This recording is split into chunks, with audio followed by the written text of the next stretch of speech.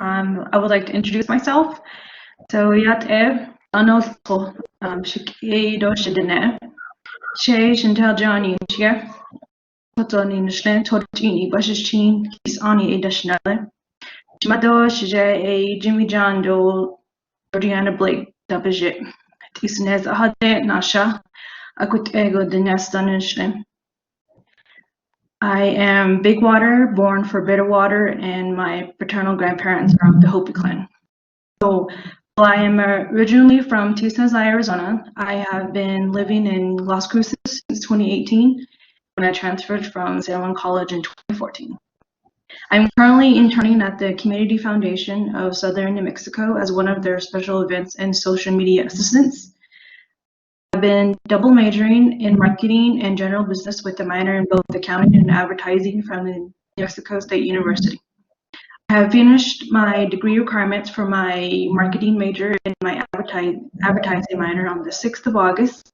I plan to finish the rest of my requirements for general business and accounting by the end of the semester in December. Thank you. So we continue with the discussion panel. So the panel will be composed of the work that each of you have nourished throughout your journeys on this land and how you manage to advocate to other relatives on the importance of keeping our promise to our ancestor of loving Mother Earth and each other. So this question is directed to all the panelists. So as Indigenous people, we are composed of so many qualities. To migration and border restrictions, we have found ourselves in different spaces. How have each of you kept your responsibility to protect and preserve that connection to the land? And whoever would like to. First step. Hi, everybody. My name is Stephanie Paz. I am a member of Isata Sur Pueblo. I also work for the Department of Tribal Empowerment, and I would just like to thank Chantal for taking the time to moderate this panel. It means a lot to us and for everybody joining in. To answer that question, I definitely do think I find myself in two worlds, living in my Pueblo and having grown up in my reservation since I was 2 years old, to also being a part of the El Paso County, going to school at UTEP, having graduated from there and so on. So one of my responsibilities and how I maintain that is, although I still attend a public university that's very decolonized and doesn't really, just in general, higher education institutions don't really include American Indian or Indigenous population. So making sure that I preserve that responsibility at the higher education institution by still being involved here in my community and being a part of events like this. So that's my answer. Thank you. Andrea, or you want me to go next? Nandu? I'll go. Hi, I am Andrea Everett. I go by Andy. I am from the Pueblo of Isata Sur Pueblo. For the question, how do you keep responsibility, protect and preserve that connection to your land? For me, it's participating in ceremony, just being out on the land. I feel that when we're participating in ceremony, that we're really connecting ourselves to everybody upon this earth and sending out our prayers and our and just our essence out into the world and making sure that everybody is okay. Other ways that I try and protect that is just grounding and centering myself in nature, making sure that I am connecting with the land. I think that's something that a lot of us have lost, and not to our own fault, just from the world that we live in. Another way that I honor is for that I have been trying to do more, especially that the pandemic has really pushed me in that way, because we're not able to participate in our ceremonial dances and things like that. I still think that it's a personal responsibility for us to pray for our community and pray for our world. So I've been you know, making sure that I'm doing sunrise prayers for the day and just starting my day off with gratitude and gratefulness for being able to open my eyes again for the next day. You know, and just always starting off with that at that point of gratitude. Thank you. Thank you. Okay, I'll be next. Well, I am next. My name is Rafael Gomez. Everybody knows me by Shorty, but I'm the tribal council. Been in tribal council for a few years, and before that, I was in traditional council. And I'm also the empowerment rep for the council. I think the question was to how to responsibility I have to the land and how to. I think that is to just to take care of the land, you know, to be part of it. I mean, to teach the kids, you know, about the land, that way the next generation has the same respect and, you know, and they honor the land too. You know, just you know, in the time we're right now with this COVID, it's kind of hard to do a lot of stuff like that. But it's really not that hard because the land's part of you. I mean, it's who you are. Who, as Pueblo people, we believe we're connected with Mother Earth, with the land. So it's not hard for us. I mean, I could walk out the door and behind this building, there's corn crops growing, you know, and that's what keeps us in balance. All this because nature and that's. I mean, I think Indian people, we all as a whole people have that responsibility. I truly believe that we have that responsibility to be the voice for the land and protect it. Because if we're not doing it, who's going to do it?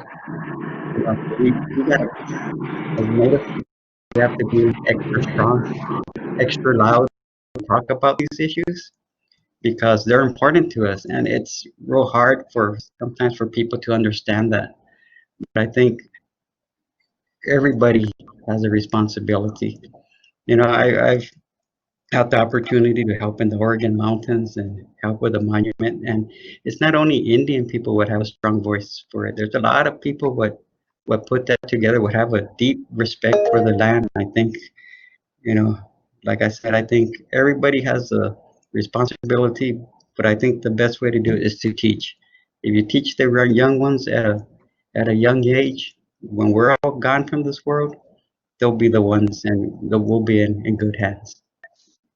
Okay.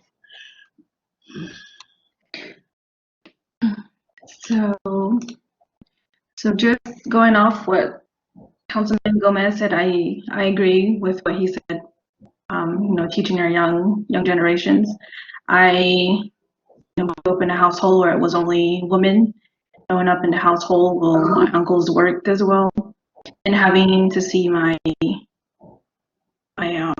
niece loving the dirt as we did when we were younger. You know, it touches your heart just seeing how in tune she is with the animals and, you know, the plants, the land, the environment that she's in when you see her go back home.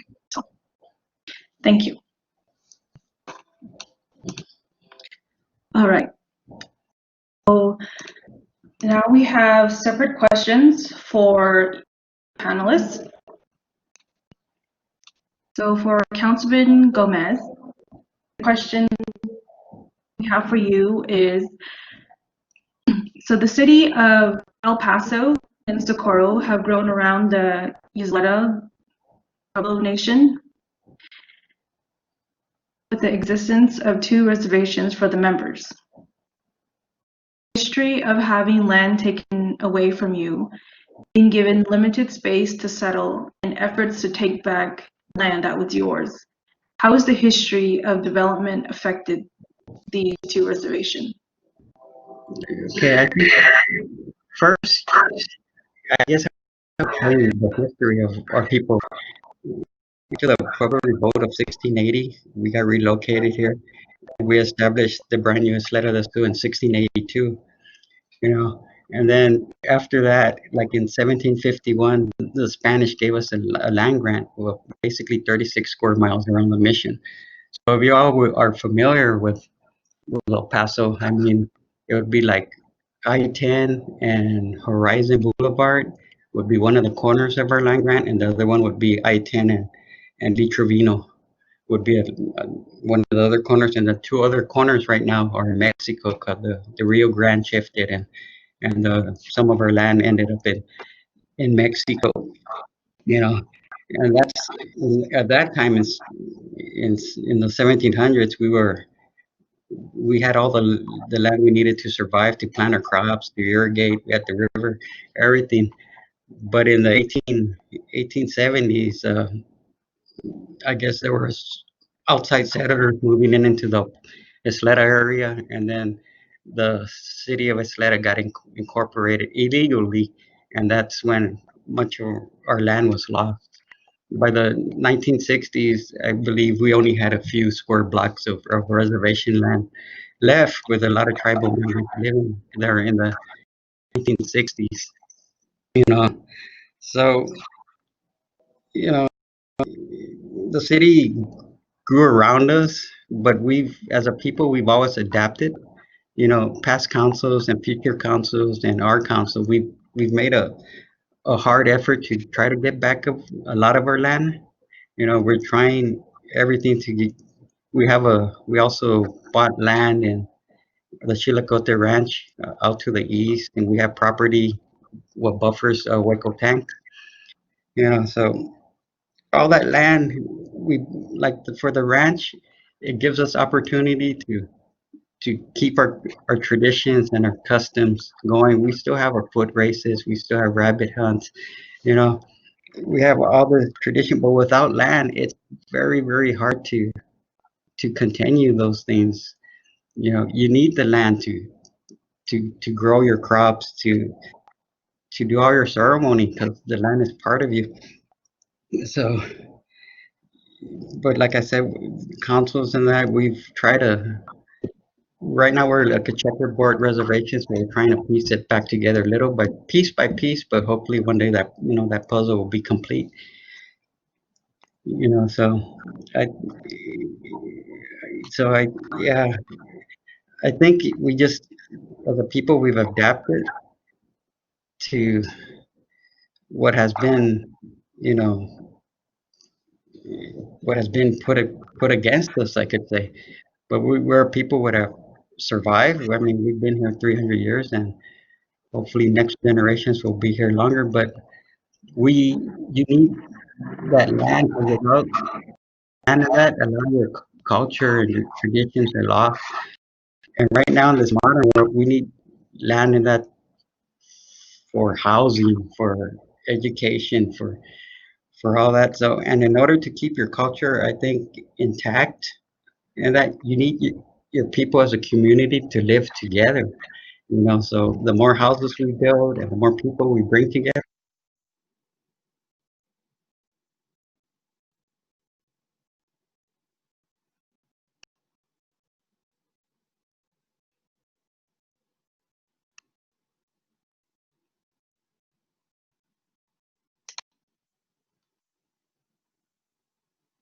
Does Mike go out? Oh, yeah, you hear me? Yes. Whoa, okay. We're at You we were kind of at where you were talking about the more houses that we build. Oh, and- okay. Yeah, like I was saying, we live in this modern world now, and we need land for housing as our numbers and our population grows. I mean, we need more housing. We gotta, as a council, as a community, we gotta provide services for our people. And in order to do that, we need the land base to continue to grow. And like I was saying also, we want to bring people back to our community, because the more people we have in our community and the more together we are, that ensures that our culture will survive. It's very hard to keep your culture going when people are living far away from your reservation, and that, at least as a community and as a whole, we have our education here, we have our health center, so in the education field, and that we could pass on our traditions, our language, and that. So it basically comes down to land, and land is who we are, and without land, it's very hard to survive. As Native people, we've always respected and lived on the land. And, you know, there was a time where there wasn't no such thing as borders, or that, you know, but in this modern time, there is, and it just so happens that we're surrounded by the city of El Paso and Socorro. But like I said before, we try to buy back as much land as we can, connect the dots, and hopefully, as our population grows, our housing grows, and everything, and but most and foremost, hopefully, we could continue to keep our culture strong and keep on going. But to do that, it comes down to having land also. Okay. Okay, now this next question will be directed to Andrea. All right, so given the history that has been shared with us on the development of the Pueblo, could you share the work that you have done to preserve those sacred places such as the Tusa? I'm sorry, I can't say it right. Tuzla. Tusa. And other sacred areas currently being fought for? Okay. Can you say the question again? Because I couldn't hear it correctly. Okay. And it's So a little given the different than history, sorry. Given the history that has been shared with us on the development of the Pueblo, could you share the work that you have done to preserve those sacred spaces, such as the Tusla, Hukio, I'm sorry, I do not know this word. Waco tanks, Chilacote? Chilegote, French, and other sacred areas currently being fought for. Sorry about that. I had to put you through that twice, but apologize. I'm sorry. Worries. So when I used to be the environmental programs manager for the tribe, we went after a lot of grants for U.S. Fish and Wildlife. We did a lot of conservation planning for Chilacote Ranch and Waco Tanks.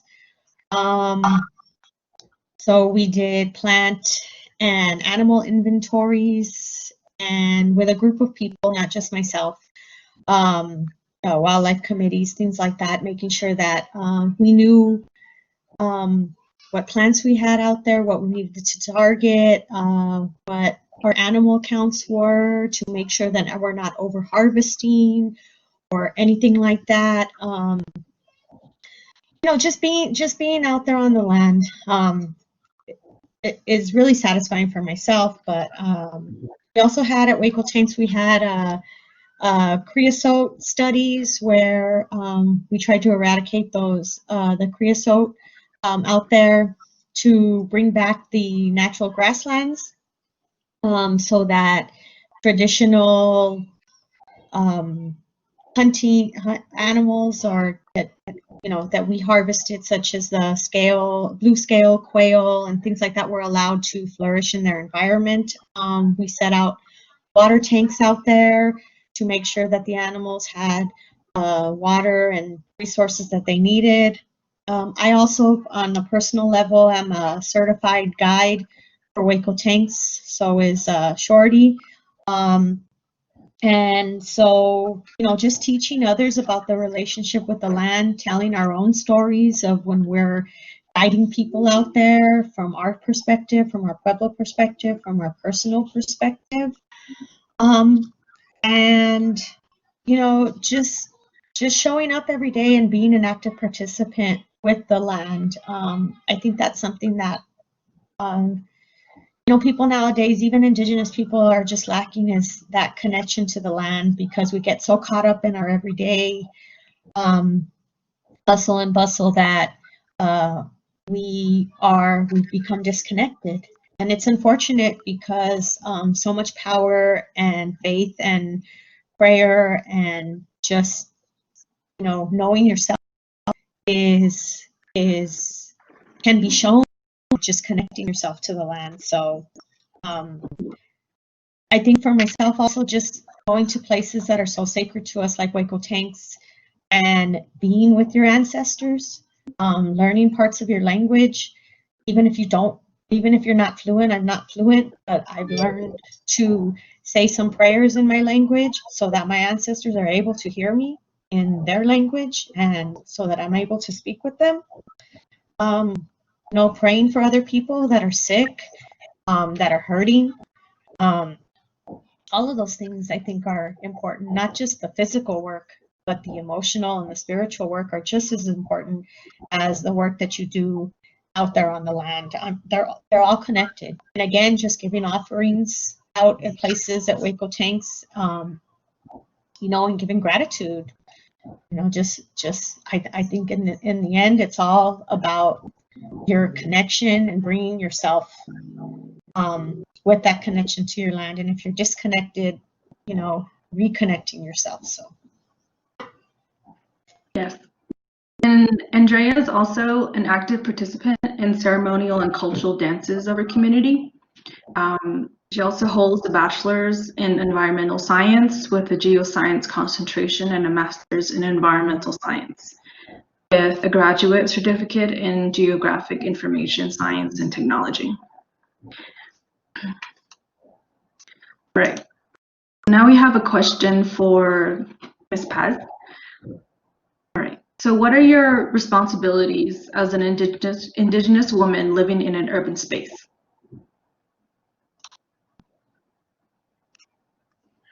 Okay, so as I had mentioned earlier, I've lived on the reservation since I was a baby, and I definitely think part of my responsibilities, and it goes back into our land placement, which Councilman Gomez gave us some history about earlier. The Pueblo Revolt, our Izateas del Pueblo, having been relocated from Albuquerque, New Mexico, here to Isleta, Texas, or El Paso, Texas. In that, we here in the reservation, sorry, I'm trying to get my train of thoughts correctly. We're located here in the middle of El Paso, Texas, and I think that's kind of what makes it hard sometimes about reconnecting with, Councilman Gomez mentioned earlier, reconnecting with Pueblo members who don't have the reservation. And that also includes, as I mentioned earlier, I luckily attended UTEP. And most of everything we do here, Pueblo members here in the reservation, we do outside of the reservation. We don't have our own community stores here. We don't have our own schooling here in the Pueblo. All of that is outside of the reservation. And I think in that, I've had this responsibility to still maintain, my preservation, my culture, language revitalization here in the Pueblo. So as an Indigenous woman, although I do attend a school outside of the reservation, my work is here in the reservation, but everything else that I do is outside of Isleta. It's my responsibility to make sure that I'm still preserving whatever we have here in the community, again, which is our language, our education, and all of that. And as an Indigenous woman, it's also important for me to be as involved as I can within my community. With Izateas del Pueblo, as Councilman Gomez can attest to, women can't run for our governmental positions. So as an Indigenous woman, I have to do as much as I can to make sure that some of my power is asserted in the community and being shared with my other Indigenous women, if that makes any sense. It does. Okay, thank you. So now this next question is directed to all the panelists. So whoever wants to go first can answer this. So as Indigenous peoples, what would each of you say is your responsibility to our land and the lands of our other Indigenous siblings?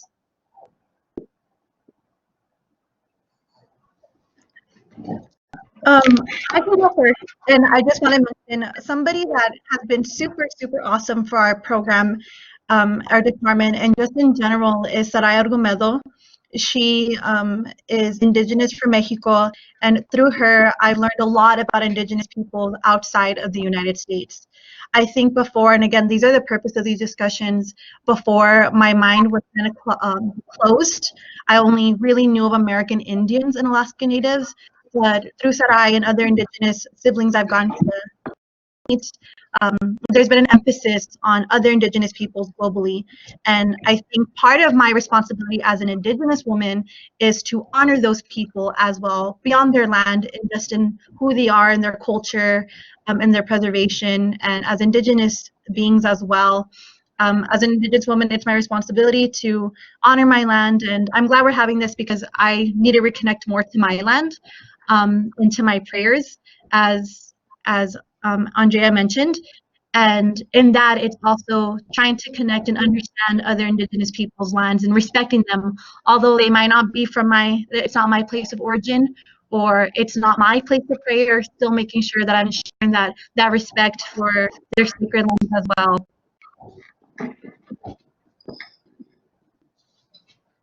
Thank you. What was read the question again?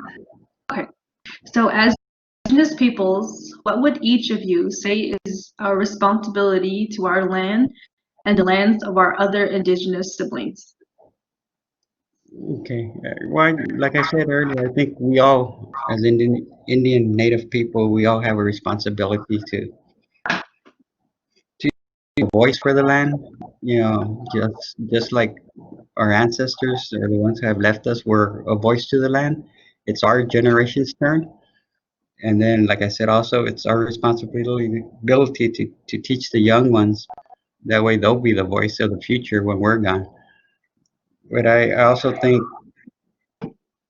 if to support other Native Americans too on their issues, and you know when they're getting their land seized or taken away or their water rights, we should all together as one people because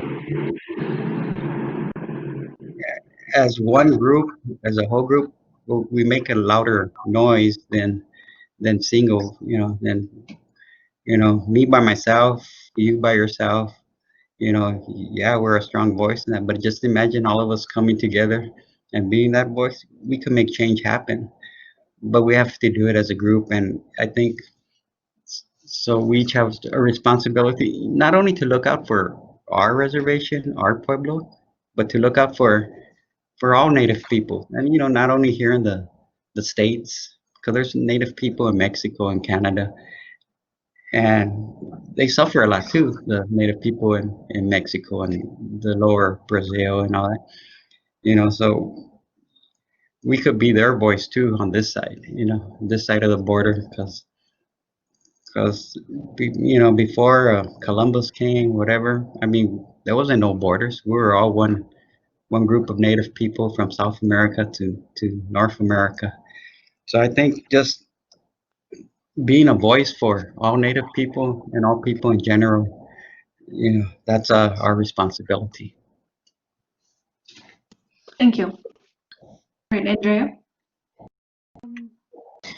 I think it's really important that we, when decolonizing ourselves, I think that it's really hard to recognize where we are being harmful to ourselves and to other people. And, that self-introspection work is really hard to really look deeply at yourself and see how you can be a better person and what you're doing to harm yourself or your community. And we need to do that collectively, not just individually. I think it's also important to make sure that we're not being gatekeepers, that we offer this knowledge to each other as a means of connection, and that understand that even though somebody hasn't been here, we should not only pray for them to establish their connection to not only the land but their community, so that they can be accepted and have those kinships and relationships with their community. But just be open, come with an open heart, an open mind to people, and just always live and walk in that type of beauty, with each other. I think we need to fight for access to the river. I just see our culture is so connected to the river. The ceremonies that the men, do every year, and how we're having to ask permission to get to the river, and how it just becomes harder and harder to perform those ceremonies. And just invite as many of your younger relatives and children that are coming when they come of age, the boys, that they can go to the river as well, and make sure that everything that you've learned, that you're teaching to somebody else. I think it's about learning. If you didn't grow up on your land or with your people, it's about you also coming in with some humility and learning and taking your ego out of it. It's hard. I think, as I've gotten older, I've realized that I don't know. I don't. And and the older I get, I realize that I don't know anything, and that we're on a constant, we should be constantly trying to learn and be lifelong learners and connecting ourselves. And, so we should always be trying to learn other things from other people. But don't concentrate on, what people are going to think. If you don't know how to dance, if you don't know your language, if you don't know those things, you need to rise above that part of your ego and go out there yourself and connect yourself to your people. And people that know, they need to have an open heart and help, and not come from their place of ego as well. And and know that people need help and assistance, and they need to be connected, and that we need to connect to each other and just really care about each other as a community. We have our feast days. That is the time when we are the most united in our pueblo. And then sometimes we go away from that. But we need to look at ourselves and see if we can improve to constantly keep that connection with each other and to care about each other. And I think that that's something that COVID has taught us as well. Our community has really come together, put other things aside, and I think that's where that decolonization work comes in as well, is realizing, like, when we're using the tools of the colonizers that have come in, and we are being harmful, and for us to step away from that. And I've been guilty of it as well. I'm not pointing fingers at anybody. Just saying that, we have to have that introspection and rise above our egos to be able to, connect ourselves, be responsible for our land, see that it's not just about us, that, we're all connected, we're all together, and just build community. So I know I was all over the place, but I hope that resonated. Amazing.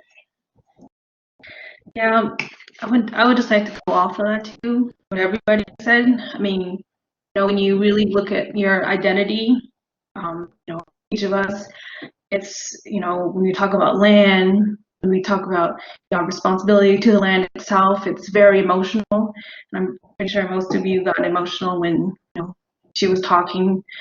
I did, because I don't know, I related to what each of you said. I know your main focus was decolonization. Gomez's was voice, and Stephanie was, really about having a responsibility as an Indigenous woman to, certain topics of the community that are very important to the community. Being able to have a voice is very important, like you said, and that brings me back to when I shared an experience with my fellow classmates here at NMSU last year in spring break. We actually went to Guatemala to see how their community was structured. They had different kind of leaderships, but we wanted to gain some, I guess, we're going through some things. They're going through a lot there.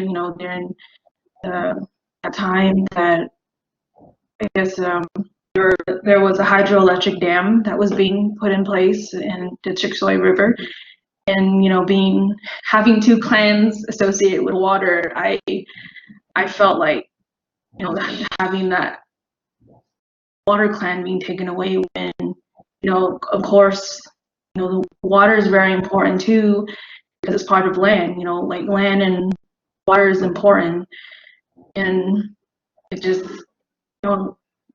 we it's an ongoing struggle, like as presented at the beginning, from the north and the south, and we need to really advocate, put our voices and our, empower one another to have that connection to each other and the land itself. And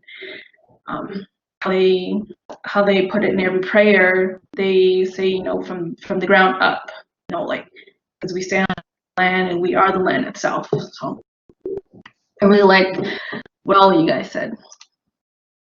Yeah, and going back to what Andy said, I really like what you said, Andy. I think personally that really resonates with me.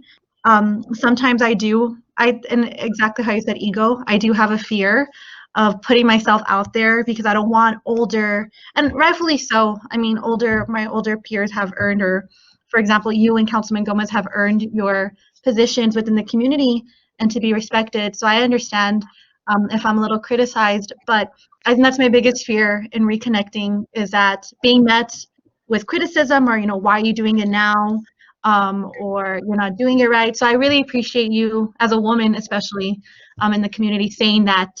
And I'm going to come to you now. But with that being said, I also think our ancestors weren't resistant and didn't try fighting off the conquistadores for all of us to gatekeep our land or our culture, our dances, and so on.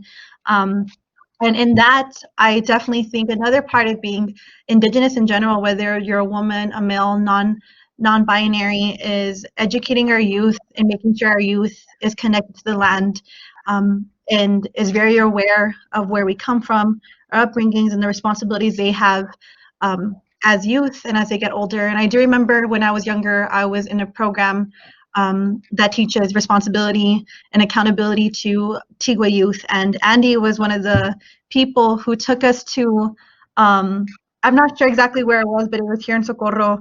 And that's something I took away from being a youth, is learning about our land during our nation building and during those environmental workshops. And I think that's just something important that we need to keep doing for our youth, to understand where they come from and what land we still have and how we can preserve it. Yes. Okay. So the next question is also directed to all the panelists. So whoever wants to go first again. So how would you describe the effects land has on humanity? Meaning, does the harm we cause to Mother Earth affect how we treat each other? And question, if you want to take a minute to gather your thoughts on the first question, then I can go back and to ask you the other question. So again, how would you describe the effects land has on humanity, meaning, and does the harm we cause to Mother Earth affect how we treat each other? Well, yeah, I think the way we treat Mother Earth reflects on a lot of things. I mean,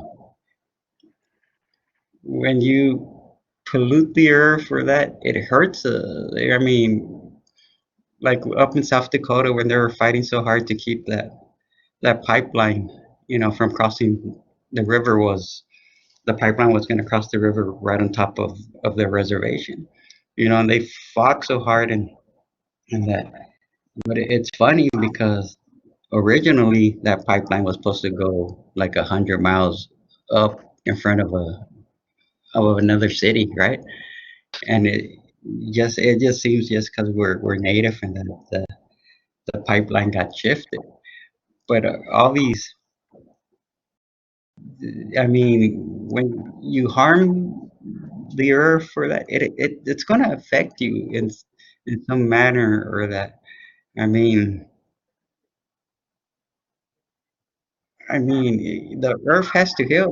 I mean, nature is strong. I mean, nature will heal itself, and us as people and on this land, we're just a little grain of sand in a beach, And if nature wanted to,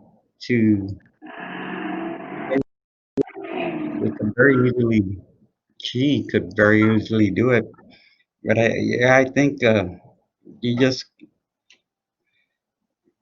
yeah, I mean, you just gotta respect nature because if you don't, it always comes back and something out of the bad you did is gonna come back and cause bad. Everybody, it seems we live in a world where it's about now, give me now, and we forget that we're leaving this earth to somebody else after we're gone. It's like everybody just cares about living in this time, the second, and we don't care about what we're leaving our kids in that. So what we do right now on this earth is going to affect future generations, and it's just feels like man is so greedy.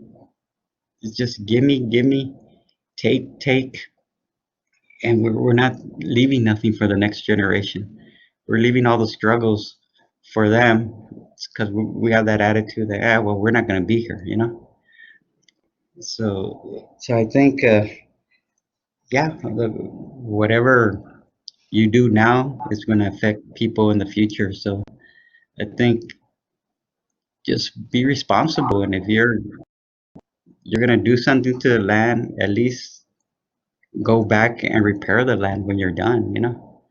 That way the next generation will have the same this opportunity to enjoy that land like we did. I hope that kind of answered it. I got kind of sidetracked, but If I can go, I think first, how patient and kind has Mother Earth been with us? You know, um, if it's like Shorty said that if she wanted to, could destroy us, but I think that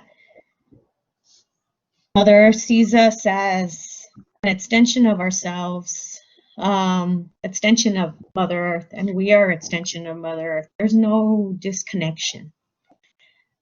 You have to be ready to, and willing to see that, or raised in a way that you recognize that, right? So me coming from a science perspective of going to institution, universities are institutions, and they have their own ways, and it doesn't always align with the way of our people and our culture. And we got science was built or established in the colonizers' world as a way of means for economy and to. But in our philosophy and in our perspective, we shouldn't see it that way. And sometimes when you're disconnected, then you see it that way because you're thinking about, oh, I need to make money. I need to, I need to get a house. I need to do all this, and we all, need those things. But it's just we need to recognize that our actions are harmful, and if we see everybody, and when I mean everybody and anything, our animal relatives, our plant relatives, and see everybody with that kind of compassion, then we can understand that we can slow down that harm that we are doing, and to live in a better way. So Thank you. Definitely think Councilman Gomez and Andy said it best.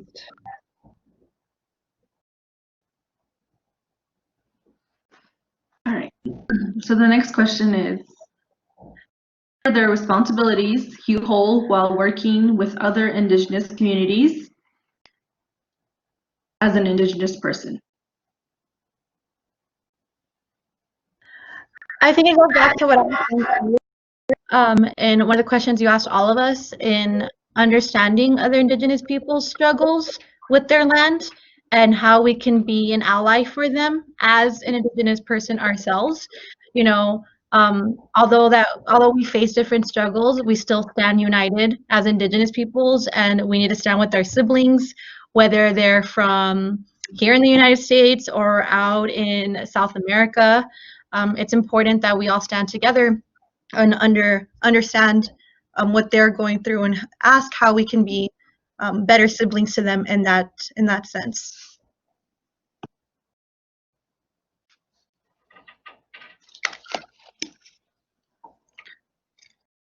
Andrea, Sure. you have anything to add? Ask the question again, Chantal. I'm sorry. What are the responsibilities you hold while working with other Indigenous communities as an Indigenous person? Respect. We need to respect other tribes, nations on their beliefs. We are not a monolith of people. We have very similar core and cultural values. We're all very different, and we need to respect that what goes for us might not go for somebody else. And I also think, and not in the support of, and just in the support of, if you see another Indigenous person trying to do something out there, and they're trying to do anything, we do not need in any way to be hating or, on any other Indigenous person, especially our own people. We just need to support people, whether that's on social media, whether that's in real life, your kind words, your support can go a long way for other Indigenous people. Yeah, I think like Andy said, support them, respect other nations, respect their beliefs, and but also pray for them too. You know, prayers is probably the strongest medicine in this world, and you know, and prayers do get answered. But I think respecting other nations, and when they need the help, be there for them, because we've gotten a lot of support from other pueblos in our efforts through some legal issues we've had in that, and they've always been there to support us. But at the same time, we have to be there to support them when they need it. And I think that we should all, as Indian nations, work together for one common goal, and that's to keep our culture and our beliefs. Can I say one more thing? When we're talking about support, social media and other ways, you can see that a lot of tribes or other pueblos are giving their relatives and friends and family and their communities mutual aid. Be in a little bit better place than some other pueblos financially, definitely. So, maybe even in our individual lives. So I would just encourage everybody, non-native or native, to give mutual aid and support, and see how you can help in that way. Whether that's food, whether that's money, whether that's supplies. It doesn't need to just be from the pueblo. It doesn't need to be from Indigenous people. Everybody can help support Native communities throughout the world, really, through mutual aid. And that's how we are able to connect ourselves to each other in those types of ways. Well said. Alrighty. So we've reached the end of our panel discussion. And so we don't have any questions. All right. So thank you to our panelists for participating in this discussion. about the responsibility of land. And just wanted to let you guys know that there are also other panel discussions going on and next week. So be able to participate the same time that we started, 12 to 1. Thank you. Thank you. Thank you.